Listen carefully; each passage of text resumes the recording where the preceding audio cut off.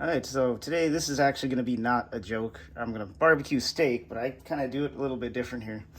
And most people, they throw it on there, and a lot of people are really into grill marks. I don't know why. I've never been a fan of just eating like char. I mean, you can just go scrape the grill and snack on that if that's your thing.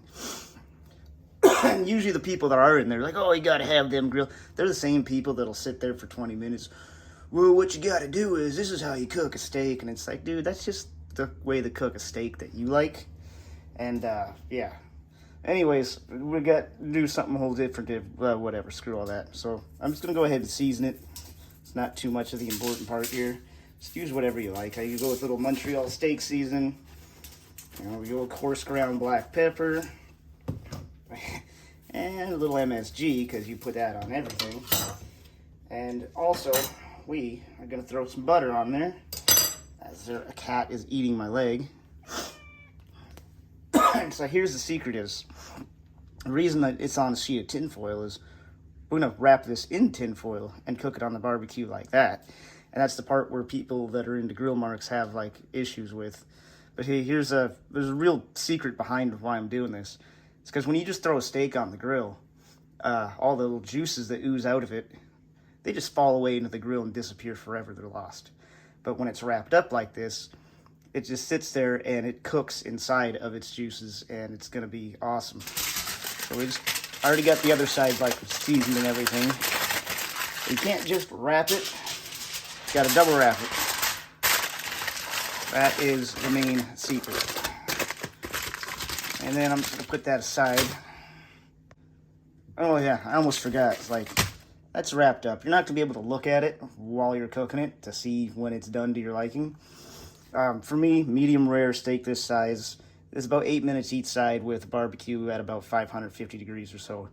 It'll take time to get it down, but just aim to undercook it. That way you can't really screw up. You just toss it back on.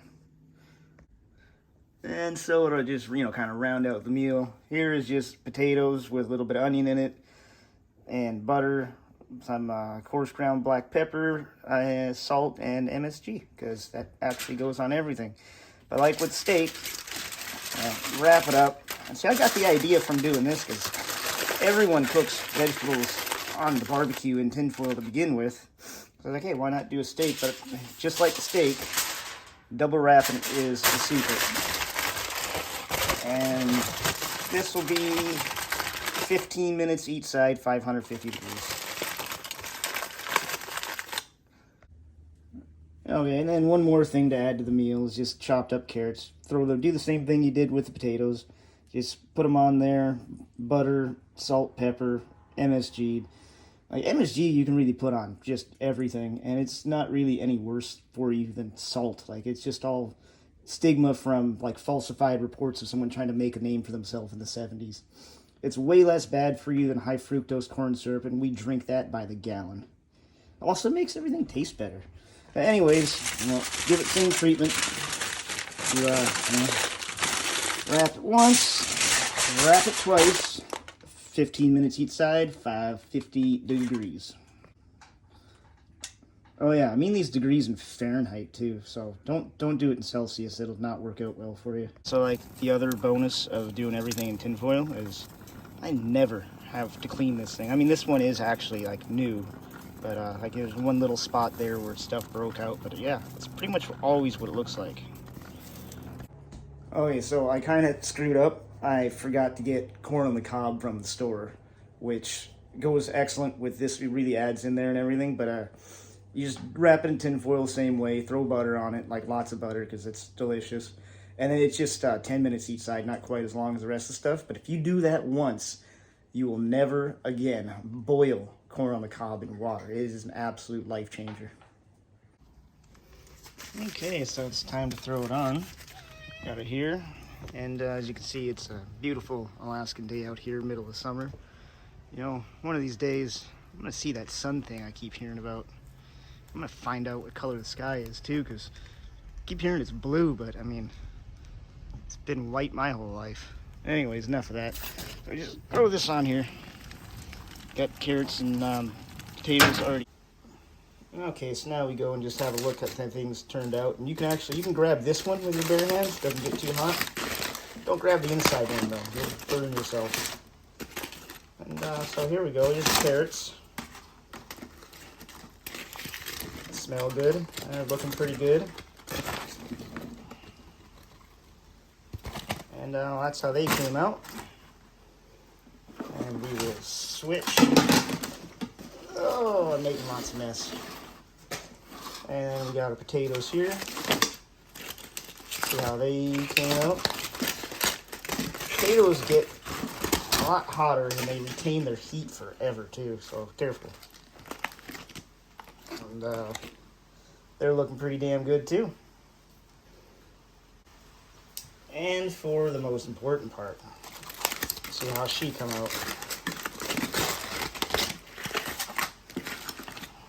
Looking pretty good. And now we're going to do a little test.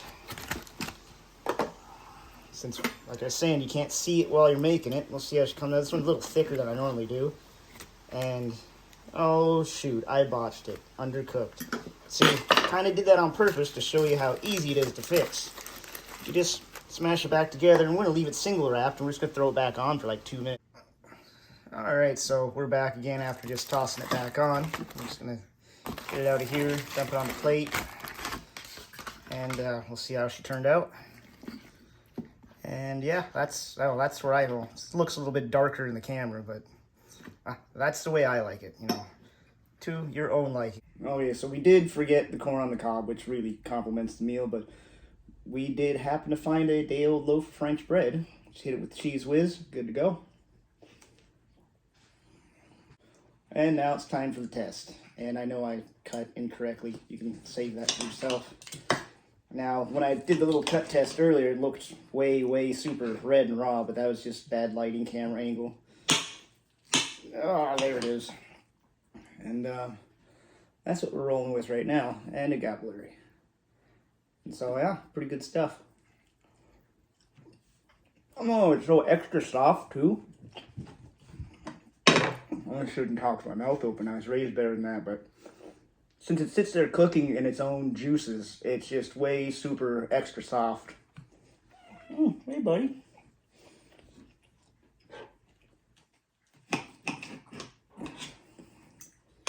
And, you know, it's a good pet treat, too. You want some, buddy? Here, see if you steal it off the counter. Right there. Yeah, okay, fine. I'll put it down here for you. Jeez. But, yeah, so then we got, like, the potatoes and everything, too. Super soft. It's almost like they're mashed potatoes. And then the carrots. They're, yeah. I kind of accidentally got the carrots and potatoes just right. That doesn't always happen. But, yeah, you know, give it a try. Let them go. Come on. Bang. And then after the meal, it is time for a nap on the couch.